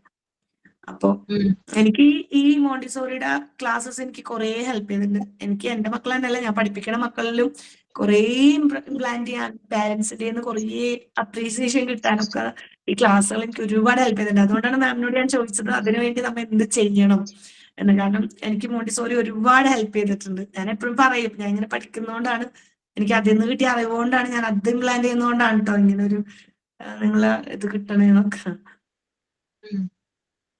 എനിക്ക് തോന്നുന്നു കുഞ്ഞുങ്ങളല്ലേ, ചിലപ്പോ കുറച്ച് കഴിയുമ്പോ എനിക്കുണ്ടായിരുന്നു കേട്ടോ പ്രശ്നം. എനിക്ക് എന്റെ അനിയത്തി വന്നപ്പോ ഞങ്ങൾ തമ്മിൽ 7 വയസ്സിന് ഡിഫറൻസ് ഉണ്ട്. അപ്പോ അവള് വന്നപ്പോൾ എനിക്ക് ഭയങ്കര പ്രശ്നമായിരുന്നു. എന്ന് വെച്ചാല് അവൾക്കാണ് കൂടുതൽ സ്നേഹം കൊടുക്കുന്നത്, എല്ലാരും അവൾക്കാണ് കിട്ടുന്നത്, കുഞ്ഞാരിപ്പിക്കുന്ന അവളെ, അങ്ങനെയൊക്കെയുള്ള ഒരു തോന്നൽ എനിക്ക് ഉണ്ടാവാനായിട്ട് തുടങ്ങി. കാര്യമായിട്ട് ഞാനത് പ്രകടിപ്പിക്കാനായിട്ട് തുടങ്ങി. കാരണം ദേഷ്യത്തിന്റെ രൂപത്തിലായാലും അതുപോലെ കരച്ചിലിന്റെ രൂപത്തിലായാലും ഒക്കെ ഇങ്ങനെ ഓരോന്ന് അച്ഛനോടും അമ്മയോടൊക്കെ ഇങ്ങനെ പറയാനായിട്ട് തുടങ്ങി. അമ്മയോടാണ് കൂടുതലും പറഞ്ഞിട്ടുള്ളത് കേട്ടോ. പിന്നെ കുറച്ചുകൂടി വലുതായി കഴിഞ്ഞപ്പോൾ നോർമലി അത് നമ്മൾ മനസ്സിലാക്കും. കുട്ടികൾ കുറച്ചും കൂടി വലുതായി കഴിയുമ്പോൾ അത് മനസ്സിലാവും, അത് അനിയത്തിയാണ്, ഇന്നത് കൊണ്ടാണ് സ്നേഹം കൂടുതൽ അവിടെ കൊടുക്കുന്നത്, അല്ലെങ്കിൽ രണ്ടുപേരെയും ഒരുമിച്ചാണ് കാണുന്നത് എന്നുള്ള തോന്നല് കുട്ടികൾ വരും കേട്ടോ. അപ്പൊ നിങ്ങൾ ആരും പേടിക്കൊന്നും വേണ്ട, കുട്ടികളാവുമ്പോ ശരിയാവും കേട്ടോ. ഓക്കെ, ആരും അതിനെ കുറിച്ച് ഓർത്ത് ടെൻഷൻ ഒന്നും ആവണ്ട. ഓട്ടോമാറ്റിക് ആയിട്ട് നോർമൽ ആയിക്കോളൂ കേട്ടോ. വലുതാവുമ്പോ അവരുടെ ഇതിലൊക്കെ മാറ്റങ്ങൾ വന്നോളൂ. ഓക്കെ. പിന്നെ എപ്പോഴും പറയാനുള്ള ഒരു കാര്യം എന്ന് പറഞ്ഞാല്, ഒരു കാര്യം, അതായത് ഇളയ കുട്ടി വരുമ്പോൾ ഒരിക്കലും നമ്മൾ മൂത്ത കുട്ടിയെ മാറ്റി നിർത്താനായിട്ട് പാടില്ല കേട്ടോ. ഇളയ കുട്ടി വരുമ്പോൾ മൂത്ത കുട്ടിക്ക് കുറച്ച് കൂടുതൽ പ്രയോറിറ്റി കൊടുക്കുക. അങ്ങനെ കൊടുത്തു കഴിഞ്ഞാൽ അവന്റെ തോന്നൽ ഉണ്ടാവും, എനിക്കാണ്, അവൻ വന്നിട്ടും കൂടി എനിക്കാണ് അമ്മ എല്ലാനും തരുന്നത്, എന്നെയാണ് ആദ്യം വിളിക്കുന്നത്, എന്നെ അമ്മ കെട്ടിപ്പിടിക്കുന്നു, എന്നെ അമ്മ ഹഗ് ചെയ്യുന്നു, കിസ് ചെയ്യുന്നു. ഇതൊക്കെ രണ്ടാമത്തെ കുട്ടിക്ക് കൊടുക്കുമ്പോഴാണ് മൂത്തവനിൽ അത് കിട്ടുന്നില്ലെങ്കിൽ അവിടെ ഒരു പ്രശ്നം ഉണ്ടാകാനുള്ള സാധ്യത കൂടുതലാണ്. ഇവിടെ കമന്റ് ഇട്ടിട്ടുണ്ടായിരുന്നു, എന്റെ വീട് അപ്പൂന്റെ എന്ന് പറയുന്ന സിനിമ. ആ സിനിമ ഒരു എക്സാമ്പിൾ ആണ്. ആ കുട്ടിക്ക് നമുക്ക് ആ കുട്ടിയുടെ, അതായത് ആ കുട്ടിയില് ആ കുഞ്ഞുണ്ടാക്കിയ മാറ്റങ്ങൾ, കുഞ്ഞ് വന്നപ്പോഴുണ്ട്. പിന്നെ അതിനകത്തൊരു വ്യത്യാസം എന്ന് പറഞ്ഞാൽ അവിടെ പറയുന്നത് രണ്ടാനമ്മയായിരുന്നു അല്ലെ, ആ കുട്ടിയുടെ ഒറിജിനൽ അമ്മയല്ല. ഓക്കെ, അപ്പൊ അതാണ് ആ സിനിമയിലുള്ള വ്യത്യാസം. പക്ഷെ ശരിക്കും റിയൽ ലൈഫിൽ നമ്മൾ അങ്ങനെ ഒരിക്കലും ചെയ്യില്ല. നമ്മള് രണ്ടുപേരും രണ്ട് രീതിയിൽ സെപ്പറേറ്റ് ആയിട്ട് കാണും, അതൊരിക്കലും ഉണ്ടാവില്ല. എന്നാലും നമ്മൾ ശ്രദ്ധിക്കാതെ പോകുന്ന ചില കാര്യങ്ങളുണ്ട്. ഇളയ കുട്ടിക്ക് നമ്മൾ കൊടുക്കുമ്പോൾ ഏറ്റവും വലിയൊരു എക്സാമ്പിള്, ഇപ്പം പുതിയൊരു കുഞ്ഞ് വന്നു കഴിയുമ്പോ പുറത്തുനിന്ന് ആരെങ്കിലും വരുന്ന സമയത്ത് സ്വാഭാവികമായിട്ട് വരുന്നവര് ഇളയ കുട്ടിക്കുള്ള എന്തെങ്കിലും ഒരു സാധനം കയ്യിൽ കരുതിയിട്ടുണ്ടാവും. മൂത്ത കുട്ടീനെ പൊതുവെ പലരും മറന്നു പോവാറുണ്ട്. പക്ഷെ എനിക്ക് രണ്ടാമതൊരു കുട്ടി ഉണ്ടായ സമയത്ത് അങ്ങനെ രണ്ടാമത്തെ കുട്ടിക്ക് മാത്രമായിട്ട് ആരെങ്കിലും സാധനം കൊണ്ടുവന്ന് വെച്ചിട്ടുണ്ടെങ്കിൽ അത് അവളുടെ മുന്നിൽ കാണിക്കാതെ അവൾക്ക് എന്തെങ്കിലും വാങ്ങിയതിനു ശേഷം അത് കാണിക്കാൻ ശ്രമിച്ചിട്ടുണ്ട്. അപ്പൊ എന്താന്ന് പറഞ്ഞാൽ എനിക്കും കിട്ടിയിട്ടുണ്ടോ, എനിക്ക് കിട്ടിയിട്ടാണ് ഉണ്ണിക്ക് കിട്ടിയതെന്നുള്ള ആ ഒരു ഇത് വരുമ്പോ അവൾക്ക് അങ്ങനെ ഒരു വിഷമം ഉണ്ടായിട്ടില്ല. അതുപോലെ നമ്മൾ എന്തൊരു സാധനം വാങ്ങുകയാണെങ്കിലും ആദ്യം മൂത്ത ആളോട് ഏത് കളർ വേണം, ഇപ്പൊ 2 കളറിലുള്ള സാധനമാണെങ്കിൽ ഏത് കളർ ആദ്യം വേണം എന്നുള്ളത് രണ്ടാമത്തെ ആൾക്ക് അറിയില്ല, കളർ ചൂസ് ചെയ്യാൻ അറിയില്ല. അപ്പൊ പിന്നെ അങ്ങനെ പ്രശ്നം വരില്ല ചെറിയ കുട്ടികളാകുമ്പോ. അപ്പൊ മൂത്ത ആളുടെ പ്രിഫറൻസ് ചോദിച്ചിട്ട് ഇഷ്ടമുള്ളത് അയാൾക്ക് കൊടുത്തതിന് ശേഷം മറ്റേത് ചെറിയ ആൾക്ക് കൊടുക്കുകയാണെന്നുണ്ടെങ്കിൽ അവിടെ ആ ഒരു വിഷമത്തിന്റെ ഉള്ള ആ ഒരു ഇത് സ്കോപ്പ് പോയി കിട്ടും. അതെനിക്ക് ഫീൽ ചെയ്തിട്ടുണ്ട്. അല്ലേ? ഓക്കെ. അതുപോലെ മിസ്സേ, ഇപ്പോ രണ്ടാമത്തെ കൊച്ചുണ്ടാവുമ്പോൾ അത് ചെറിയ കൊച്ചാണല്ലോ, അത് അറിയാനായിട്ടുള്ള പ്രായമായിട്ടില്ല. അപ്പൊ മൂത്ത കൊച്ചിനെ നന്നായിട്ട് കെയർ ചെയ്യാം. അവർക്ക് തോന്നണം ആ കുട്ടീനേക്കാൾ കൂടുതൽ എനിക്കാണെന്നുള്ളത്. അപ്പൊ അങ്ങനെ വളർന്നു വന്നിട്ട് പിന്നെ ആ കുട്ടി ആ പ്രായത്തുമ്പോഴേക്കും മൂത്താള് ഒരുവിധം പ്രായത്തിലായിട്ടുണ്ടാവും. അപ്പൊ അവർക്ക് മനസ്സിലാവേണ്ട പ്രായമാവും. അപ്പൊ അങ്ങനെ ഒന്ന് കൂടുതൽ ശ്രദ്ധിക്കുകയാണെന്നുണ്ടെങ്കിൽ കൂടുതൽ പ്രശ്നങ്ങൾ ഒഴിവായി കിട്ടും. അതെ, അങ്ങനെയാണ്. പറയണെങ്കിൽ തന്നെ ഇപ്പൊ അധികവും നമ്മുടെ ചുറ്റുപാടും കാണുന്നത് കുട്ടികൾക്ക് അവരാഗ്രഹിക്കുന്ന സാധനങ്ങളൊക്കെ വാങ്ങിച്ചു കൊടുക്കുന്നുണ്ട് പാരന്റ്. അപ്പൊ അത് അവര് വലിയതാവും തോറും അവരുടെ ആവശ്യങ്ങളും കൂടും. അതുപോലെ തന്നെ എക്സ്പെൻസീവ് കൂടുന്ന ഐറ്റംസുകളായിരിക്കും പിന്നെ വരുന്നത്. അപ്പൊ പാരന്റ്സിന് അത് താങ്ങാൻ പറ്റാണ്ടാവുമ്പോൾ കൂടുതലും പ്രശ്നങ്ങൾ, ഇപ്പൊ നമ്മുടെ ചുറ്റുപാടും കാണുന്ന പ്രശ്നങ്ങൾ അധികവും അങ്ങനെയാണ്. കൊലപാതകം വരെ ചെയ്യാനായിട്ട് കുട്ടികള് അവരുടെ ദേഷ്യത്തില് അതുപോലും ചെയ്യാനായിട്ട് അവർ മടിക്കുന്നില്ല. അപ്പൊ പാരന്റ്സ് അധികവും കുട്ടികൾക്ക് അവരുടെ ഇതവസ്ഥ മനസ്സിലാക്കി കൊടുത്തു, അധികവും ഇല്ലായ്മ പറഞ്ഞ് മനസ്സിലാക്കി കൊടുത്ത് കുട്ടികളെ വളർത്തുന്നതായിരിക്കും ഏറ്റവും നല്ലത്. അതെ. എന്താണ് അജിന ലിജീഷേ പറയാനുള്ളേ? അല്ല, മിസ് പറഞ്ഞ പോലെ മൂത്ത കുട്ടീനെ നമ്മൾ ഉറക്കുന്ന സമയത്ത് തന്നെ അച്ഛന്റെ അമ്മേന്റെ നടുക്ക് മൂത്ത കുട്ടി കിടന്നിട്ട്, എന്റെ മോളെയും മോനെ, എന്റെ മോന് 8 വയസ്സും മോക്ക് ഇപ്പൊ 3 വയസ്സായിട്ടേ ഉള്ളൂ. അപ്പൊ അവര് തമ്മിൽ ഒരുപാട് ഡിഫറൻസ് ഉണ്ടായിരുന്നു. അവൻ ഒറ്റക്ക് ആയി അവൻ പറഞ്ഞതാണ് എനിക്കൊരു അനിയനോ അനിയത്തിനോ വേണമെന്ന്. ആ സമയത്താണ് ഇതായത് ഞങ്ങൾക്ക് ഒറ്റ മോൻ വേണമെന്നായിരുന്നു. അപ്പൊ അവന്റെ ഇഷ്ടത്തിന് വന്നത് കൊണ്ട്, പക്ഷെ ഞങ്ങളെ രണ്ടാളും നടുക്കുന്ന് അവൻ കിടക്കാൻ അവർക്ക് സ്ഥലം കൊടുക്കൂല. ഇപ്പത്തെ ഒരു ഇതില് എപ്പോ നടുക്ക് അച്ഛന്റെ അമ്മേന്റെ അടുത്ത് അവന് കിടക്കണം, അങ്ങേ സൈഡിലാണ് അനിയത്തിനെ കിടത്തുക. അപ്പൊ ഓളോട് പറയും, ഇനി അവിടെ കിടന്നാ മതി, ഞാൻ പറഞ്ഞിട്ടാണ് നീ വന്നത്, നീ അങ്ങോട്ട് കിടന്നാ മതി. അതുപോലെയാണ് ഇപ്പോ. പക്ഷെ എല്ലാ ഓക്ക് വാങ്ങി കൊടുക്കണം എന്ന് ആഗ്രഹം. ഇപ്പൊ ഒരു പൈസയൊക്കെ ഇപ്പൊ എന്റെ അച്ഛനും അമ്മയൊക്കെ വന്നിട്ട് പോവാണെങ്കിൽ ഓന് മുട്ടായി വാങ്ങാൻ കൊടുക്കുന്ന പൈസക്ക് ചിലപ്പോ നല്ല വളയൊക്കെ കണ്ടാല് അവൻ വാങ്ങിക്കൊടുക്കും. ഇപ്പൊ അതുപോലെ ഡ്രസ്സ് വാങ്ങിക്കൊടുത്ത് അങ്ങനെ അവന് കിട്ടുന്ന പൈസ ഇങ്ങനെ കൂട്ടി വെച്ചിട്ട് ഓരോന്ന് അനിയത്തിക്ക് വാങ്ങിക്കൊടുക്കും. പക്ഷെ അവന്റെ ആ സ്ഥാനത്ത് നിന്ന് അവന് ഒഴിഞ്ഞു കൊടുക്കാൻ തയ്യാറാവില്ല. അങ്ങനത്തെ കുട്ടികളും ഉണ്ട്. അനിയത്തിനെ ഒരുപാട് ഇഷ്ടമാണ്, പക്ഷെ അവക്ക് വേണ്ടിയിട്ട് എല്ലാം ചെയ്തു കൊടുക്കും. പക്ഷെ അച്ഛന്റെ അമ്മേനെ അങ്ങനെ അങ്ങ് വിട്ടുകൊടുക്കാൻ തയ്യാറല്ലാത്ത കുട്ടികളും അങ്ങനെ. അതാ ഞാൻ പറഞ്ഞ ഈ ഒരു ഇതും ഉണ്ട് ഇപ്പത്തെ കുട്ടികൾക്ക്. അതന്നെ എനിക്കും മക്കളുടെ എല്ലാവരുടെയും ഉള്ളിൽ. ഇവിടെ മോനും ഇഷ്ടക്കേടൊന്നുമില്ല, നമുക്കറിയാം. എപ്പോഴെങ്കിലും അവള് വിഷമിക്കുമ്പം അവൻ അവളുടെ കൂടെ നിൽക്കും. അപ്പൊ ഞാൻ പറയാം ഇഷ്ടണ്ടപ്പോ ഉള്ളിന്റെ ഉള്ളിൽ, പക്ഷെ അത് പ്രകടിപ്പിക്കാനൊരു മടി. അങ്ങനത്തെ അതായിരിക്കാം മേ ബി ടീച്ചർ പറഞ്ഞ പോലെ കുറച്ചും കൂടെ പക്വത എത്തുമ്പോ ആ ഒരു സ്നേഹം പുറത്തേക്ക് വരുമായിരിക്കാം. ഞാനിടക്ക് സങ്കടപ്പെട്ട് കരയാറുണ്ട്, അവർക്ക് എന്താ അവളെ ഇഷ്ടമല്ലേ എന്ന് ഓർത്തിട്ട്. പക്ഷെ എന്റെ വീട്ടില് പിന്നെ വീട്ടിലെ ഹസ്ബൻഡിന്റെ അനിയനും തമ്മിൽ 1 വയസ്സിന്റെ ഡിഫറൻസാ. അപ്പൊ അവര് പെട്ടെന്ന് അമ്മ രണ്ടാമത് ഗർഭിണിയായപ്പോ ഇവര് പാല് കുടിക്കുന്ന സമയത്ത് തന്നെ ഇവർക്ക് പാല് കുടിക്കേണ്ട സമയമായിരിക്കും, 1.5 വയസ്സാകുമ്പോഴത്തേനും അടുത്ത കുട്ടിയായി. അപ്പൊ അവനിങ്ങനെ പറയായിരുന്നു ഗുരു, അവനെ എടുത്തോണ്ടേക്കളാ, ആണിലേറി, എനക്ക് പാല് കിട്ടുന്നില്ല എന്നുള്ള. അപ്പൊ അയ്യൊരു ദേഷ്യം. പക്ഷെ ഇപ്പോ അവര് തമ്മില് അങ്ങനെ മിണ്ടുവൊന്നുമില്ല. എങ്ങനെ പണ്ടേ ഉള്ള ഒരു ദേഷ്യം ഇപ്പവും ഇങ്ങനെ പോവും. അങ്ങനെ തമ്മില് വർത്താനം പറയില്ല. ഇപ്പൊ ഏട്ടന്റെ സ്ഥാനം അനിയൻ എടുക്കുന്ന ഇഷ്ടമില്ല, അനിയന്റെ സ്ഥാനം ഏട്ടൻ എടുക്കരുത്, അങ്ങനെയൊക്കെ ഇപ്പൊ ഉണ്ട് അവർക്ക്. ഇപ്പം 10-30 വയസ്സായി രണ്ടാക്കും. പക്ഷെ അവര് തമ്മിൽ ഇതുവരെ ഒരു മിങ്കിളായിട്ട് പോകുന്നില്ല. ഇപ്പൊ അവർക്ക് ഒരു ശത്രുത പോലെയാ. ഓക്കെ, അപ്പൊ ഞാൻ വൈൻഡപ്പ് ചെയ്യാണ് കേട്ടോ. ഇനി നമുക്ക് നെക്സ്റ്റ് ക്ലാസ്സിൽ കാണാം. നെക്സ്റ്റ് ക്ലാസ്സിൽ ഇതിന്റെ എക്സ്പ്ലനേഷൻ ഞാൻ ഒന്നുകൂടി പറയാം, വേണ്ടപ്പെട്ട കാര്യങ്ങളൊക്കെ തരാം. അപ്പൊ ഇന്നത്തെ ക്ലാസ് എനിക്ക് ഭയങ്കര ഇഷ്ടമായിട്ട്, നിങ്ങൾ നല്ല ആക്റ്റീവ് ആയിരുന്നു കേട്ടോ. ഗ്രൂപ്പിൽ ആഡ് ചെയ്യണമേ, ഞാൻ നമ്പർ അയച്ചിട്ടുണ്ടേ. ആഡ് ചെയ്തിട്ടുണ്ടല്ലോ. ഷഫ്രീനെ ഒന്ന് ആഡ് ചെയ്തേ കേട്ടോ. ഷഫ്രീൻ എപ്പോഴും ഇങ്ങനെ തന്നെ ആക്റ്റീവ് ആയിട്ട് ഇരിക്കുക കേട്ടോ. എല്ലാ ക്ലാസ്സിലും ഈ ഒരു എനർജി ലെവല് അങ്ങനെ തന്നെ മെയിൻറ്റെയിൻ ചെയ്ത് കൊണ്ടുപോകും. ഓക്കെ, അപ്പൊ ഞാൻ വൈൻഡപ്പ് ചെയ്യാണ് കേട്ടോ. നമുക്ക് നെക്സ്റ്റ് വീക്ക് കാണാം. Okay, thank U. Thank you miss. Thank you so much. Thank you.